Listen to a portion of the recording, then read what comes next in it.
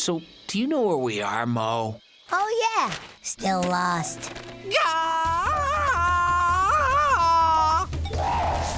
Me, Darren Dongle, me will be winner of Survival Surrender Hike. I will win because the wilderness will bow before my will. See you at the finish line, losers.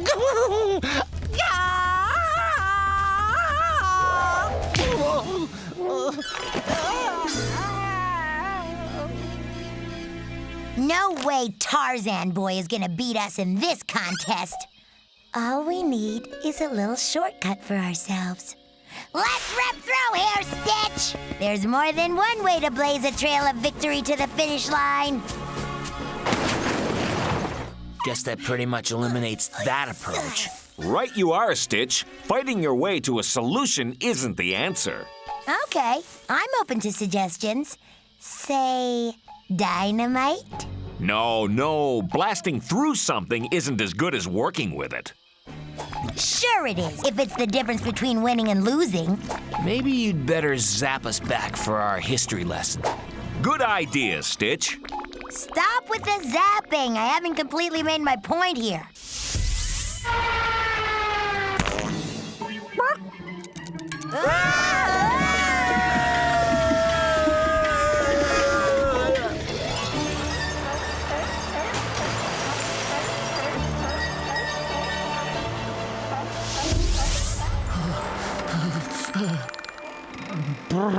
Where are we? Not far from the North Pole. Ellesmere Island, Canada, to be exact. The year's 1908, a year of firsts. The first Model T car rolls off the factory line. The first airplane crosses the English Channel. Look, Dad, a UFO. No, son, that's not a UFO.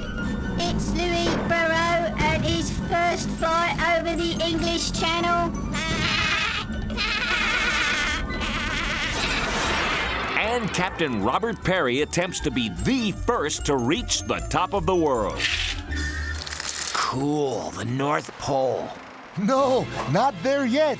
But we will be the first ones to reach it, all thanks to Captain Peary and brave volunteers like you. Volunteers? I am a coup, and I really need your help with these sled dogs. Sure, how much trouble could a couple of puppies be? I'm Mo, and this is my friend Stitch. This one is paper trained, right? Sasha? Oh, sure. Almost all of them are. All of them? Talk about puppy breath. As soon as we land, we start training for the march to the pole. Stitch, maybe we can't beat Dongle, but this is one contest that's all ours, baby. A coup. I think I found one of your pups who isn't housebroken yet. Oh, yes, that is Snowflake. That means he likes you. Wait a minute. If we're going to the North Pole, why are we sailing into the sunset? That way's west, not north. Oh, Captain Peary has set a course for Ellesmere Island, Canada, instead of straight for the pole. Land ho! But how can he ever win if he's taken the long way around? Oh, the good captain will succeed where many have failed, and some even died. Died? Like, as in dead? Yes, many adventurers have set out for the North Pole, and up to this point, no one has ever made it. In 1553, Hugh Willoughby sailed from Britain in hopes of crossing the top of the world to find a passage to Asia. He, didn't survive the winter.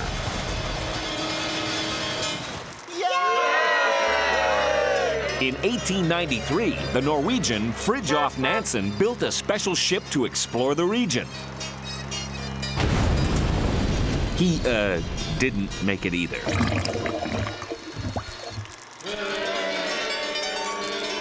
In 1897, Salomon André of Sweden tried using a hydrogen balloon. But 3 days later, well, gravity took over. All these explorers, like Captain Peary, were drawn by the sense of adventure and promise of fame if they could be the first to stand at the exact top of the world. So, Stan, who's that? Well, that ship's the Roosevelt, so that must be Captain Peary. Wouldn't it be cool to be the first to stand at the North Pole, Mo? Mo? Shh! I'm listening in on Captain Peary's planning meeting. But Aiku says they're about to serve caribou burgers for dinner. Yes, and if we're lucky, we'll get a little smoked fat with it. Hey now, don't make promises you can't keep. I want to know why we're stuck in Canada and not slogging our way through the ice to the North Pole. Is this a race or what? So you see, we will approach the pole in a north by northeasterly direction. And I estimate it could take us an entire month of solid marching. A month? We will start before the thaw of spring, but for now we will stay here another 7 months. 7 months? You should get those windows reinforced, you know? To be first to the pole, we must continue learning as much as we can from the Inuit people about living in this climate. You can show us how to work with nature and not against it. Yeah, right. Work with nature. Aku, what is this weird stuff anyway? The perfect thing for making windows and letting light into our igloos. Stretched intestines from seals.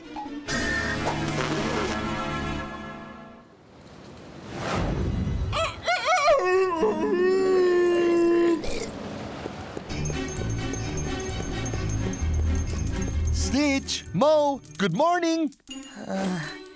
Morning? It's pitch black outside. Here on the top of the world, the sun never shines in winter. We will be in the dark for 186 days. Why all that darkness? The poles are not straight up and down, but are tilted. As the Earth orbits the sun, for 6 months, the North Pole leans out of the light, so it's nighttime. And for the other 6 months, it leans into the light, or daylight. And here I was worried that we hadn't packed any sunblock. Today, we start the sled dog's endurance training. I'm for that. I just love dogs. Your excitable friend does not get Tigerwit, does she? I don't know. I think she has cable. Oh, it is 57 degrees below zero outside. You can't rush out. Stitch, put on 1 layer of clothing at a time and get used to the cold. Oh, man, I don't want to put on these clothes. This is so stupid. Second pair of pants. Get out of here. When you thaw out, start over, get used to the cold, then meet me outside.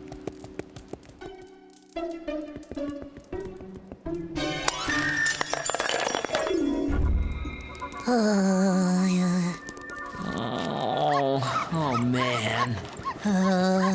What are you moaning about? You're the one dressed properly. Yeah, I'm also the one who forgot to go to the little Inuit boys' room first. Before we start, here's what we need to do first. Say no more, Aku. I'm way ahead of you. We need to run the dogs. Come on, guys. Mo, wait! Oh, she did it again. Has she never tried Tigerwit? You know, I think her mom cooked it once, but it made her barf. Don't worry, she can take care of herself. Oh, but friend Stitch, can she take care of herself against a polar bear? Mo?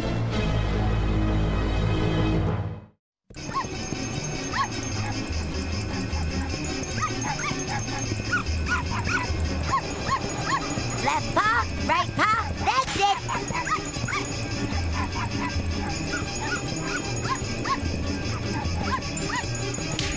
Hey, guys.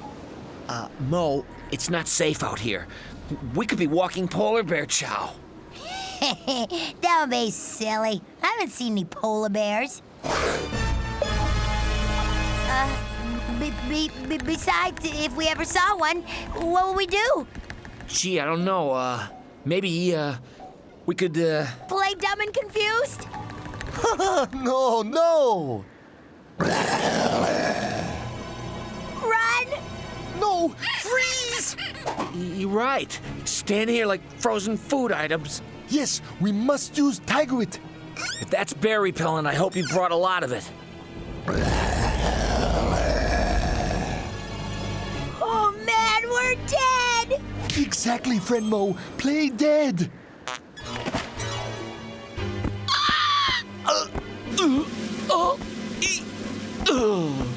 I'm going fast.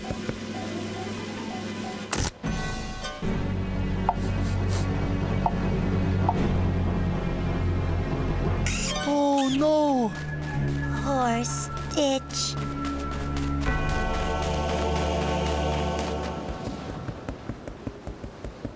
Anyone got a towel? Boy, that bear looked mad. You'd be mad too if you had to live where it's freezing all the time.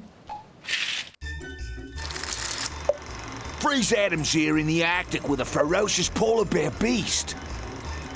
You're probably saying, Freeze, how does a polar bear live where it's always so cold? Glad you asked. The hair of the polar bear is actually hollow, which traps the heat from sunlight and sends it down to the bear's skin.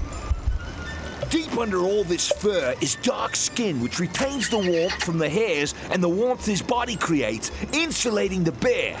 Speaking of insulation, this fine specimen of a beast actually has an added layer of fat.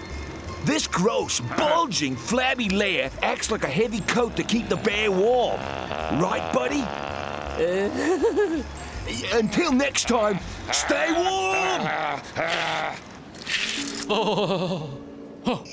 Why do you think polar bears are so special, Stan? Don't know. Penguins are far more interesting if you ask me. We've been here forever. When are we heading for the North Pole? Probably as soon as we grow a layer of fat like the polar bears. Come on. Captain Peary has something important to tell all of us. Other expeditions headed for the North Pole when there was light during the warmest months, but that is when the ice gets thin and boats get stuck in the ice floes. My plan is to go during the spring, when it's still cold and the ice is thicker. This little trick from the Inuits will give us the extra light we'll need. Seal blubber will burn in our lanterns for hours. So where's your blubber? Never mind. It's a lot tastier than tapioca, you know. Stitch, doesn't it bother you that while we're sitting around training, a dozen other expeditions could be beating us to the pole? Stitch? If you are ever lost in the snow, build an igloo to stay warm. Pack together blocks of snow roughly 3 feet by 20 inches by 10 inches. You can even line it with seal skin. What's wrong with just building a fire? Mo, put on your listening ears. And as you work, be sure that you don't get overheated. Your sweat could freeze, and then you'd be in real trouble. Excuse me, Mr. Hanson. We've been here for almost 7 months. Just when are we going to the North Pole? Tomorrow, young lady. What? If we wait any longer, the ice will start to thaw, and sledding will be difficult, if not impossible. Yes, and very dangerous. We've learned much from the Inuits, and now we are ready. Aku, harness up Snowflake and the other dogs. Look out, world! Soon we're gonna be shaking it out at the North Pole.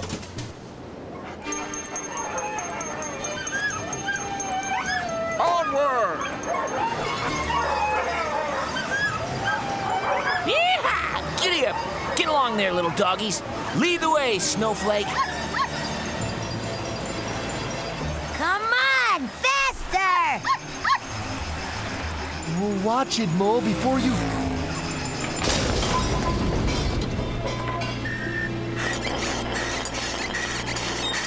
You know what this place could use? A good ski-through hamburger stand. When we start out again, there will be one less dog for each of the teams. Really? Did some of the dogs run away? No. They're being used as... kind of like dog food. Have a nice lunch. You mean we're eating... Not you, it's food for the other dogs. And not surprising, really, since food is one of the most valuable things an explorer could bring along to the North Pole. Some earlier expeditions were lucky enough to find frozen campsites, abandoned by others who had gone before them. Those camps had leftover food that was still edible dozens of years later. Captain Peary's team brought extra dogs along to be used as dog food. On another early polar expedition, horses were taken because they could drag a lot of weight, but when it came to eating their own, well, they didn't have the stomach for it. So the horses, weakened from starvation, couldn't pull anything, and the expedition failed. From now on, Snowflake, you stick close to us. We wait around for months and finally get going, but we're going too slow. Do not worry, Mo. With the whole world watching, Captain Peary wants to get to the pole even more than you do. But he is being patient and using Taiguit. Say, is that the name of his cologne? If the whole world's watching, we've got to do everything we can to get us to the North Pole. Captain Peary is trying. Now go to sleep. Well, he's not trying fast enough.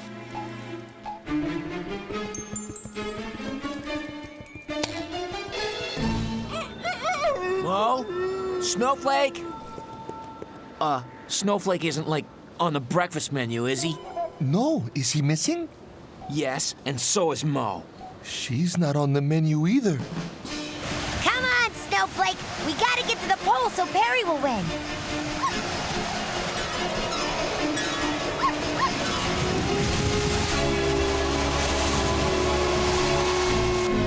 Come on, let's go.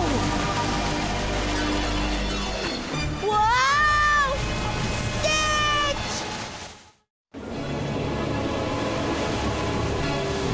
Stitch! We've got to find Mo's tracks. But with this wind, all tracks are instantly covered by snow. We have to try something.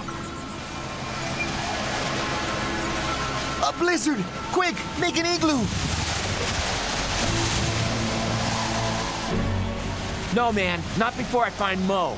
Now is not the time, friend Stitch. Now we've got to find Mo. I will go tell the others. You wait right here. Mo was right. There's no time for any more waiting. Whoa, boys!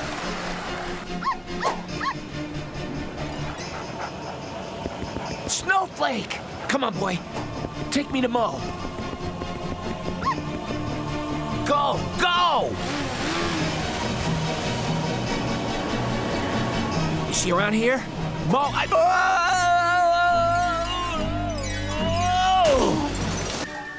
Hiya, Stitch. You're not dead! Yeah, that explains why we're talking. I'm happy to see you too, but you're choking off my air supply. I thought maybe you were killed in the blizzard. Ah, gee. I guess I would have been if I hadn't remembered those lessons about building an igloo. Mo, I think you're finally getting the point here. We better get back.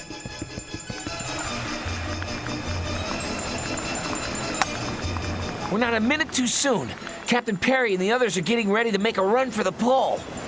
All right, Snowflake, let's kick it into gear. Don't worry about me. I'm fine. Aku, wait up! Don't find the pole without us! Oh, I am so glad you are safe. And we're finally going to the pole. I think we should sled all day and night until we get there. You're raising your body temperature. You're gonna freeze your sweat. And we've got to give the dog teams proper rest. Not to mention not sledding until after the wind dies down. Mo, you have finally learned Taiguit. You bet I have, baby. What is that anyway? I bet you it's some kind of sports car. It's hard to describe in your language. It means something like people working with nature.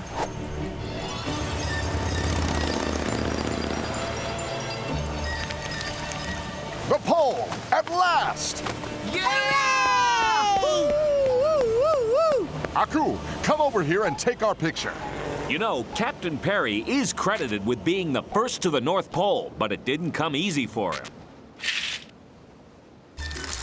When Peary arrived back home, he was in for quite a shock. Dr. Frederick Cook, a colleague in an earlier expedition with Peary, claimed that he had been to the North Pole the year before. Experts had to be called in to settle the argument. Peary submitted his journal as proof of the expedition. Cook didn't have one. Peary sent his team members to testify about the expedition, but no one showed up in support of Cook. And it took an act of Congress before Captain Peary was finally declared the first person to set foot on the North Pole. Captain Peary was right all along. What got him here was working with nature and not fighting it. That's Taggart. Or, in other words, you gotta go with the flow. Away you go! Penguins, eh? So I thought you chaps lived in the South Pole.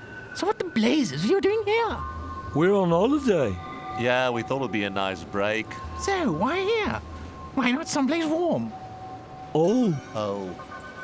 Not the brightest of creatures, you know.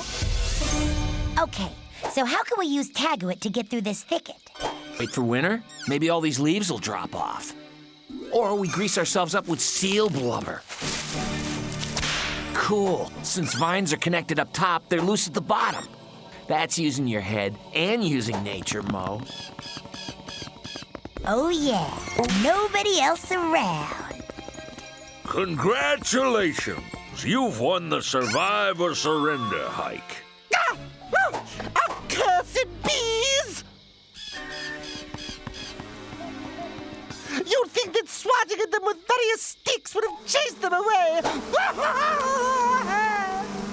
Wow, looks like Dongle could use some Taggart right about now. Yeah, I didn't think someone's rear end could swell up like that.